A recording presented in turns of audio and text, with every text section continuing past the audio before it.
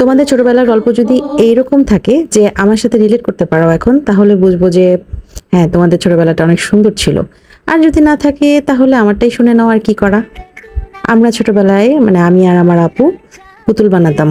ওই দোকান থেকে কিনে আনা রেডিমেড তুলা ভরা মোটকা পুতুল না, কাপড় দিয়ে রোল করে সুন্দর করে পেঁচায়, কালো কাটিং সুতা দিয়ে চুল বানায়, নাক চোখ মুখ আঁকায় দিতাম।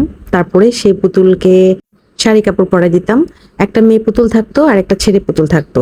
ছেলে পুতুলটা বাজার করে নিয়ে আসতো আর মেয়ে পুতুলটা রান্না বান্না করতো, ঘর সংসার করতো। তো ওদের আবার খুব সুন্দর আসবাবপত্রও ছিল। কিভাবে?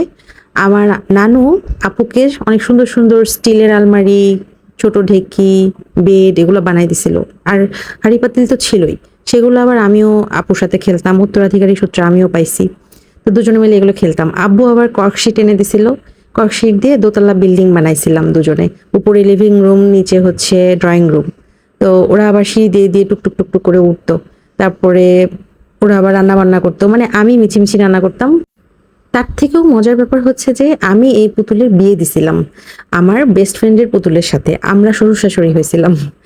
সেই পুতুলের বিয়েতে আমরা আবার রান্না বান্না করছিলাম, সেই মায়ের চানাচুর খাইছি, আশেপাশে প্রতিবেশী মিলে আনন্দ ফুর্তি করছি। মানে এক্সট্রিম লেভেলের মজা যেটা বিয়ে বাড়িতে আমরা করি সেরকম পুতুলের বিয়েতে করছি, বউ হাতও করছিলাম। তাহলে বুঝো কি অবস্থা। তো এখন যখন আমি রিয়েল লাইফে আমার বাবুর জামা কাপড় বানাই, খুব বেশি ডিজাইন পারি না যেটাই হোক, বাট যেটা বানাই তখন আমি রিলেট করতে পারি যে আমি ছোটবেলায় পুতুল খেলতাম, পুতুলের জামা বানাতাম। এখন আমি হচ্ছে আমার বাবুর জামা বানাই, রিয়েল লাইফে পুতুলের জামা বানাই। মানে এটা যে কত মজার ব্যাপার। আর যাদের এরকম রিয়েল লাইফে পুতুল আছে তারা তো লাকিয়েস্ট পার্সন। কথা বলতে বলতে তো অনেক কিছু বললাম, আরো অনেক গল্প হবে। তার আগে ফলোটা তো দাও, তাহলে তো কানেকশন থাকবে।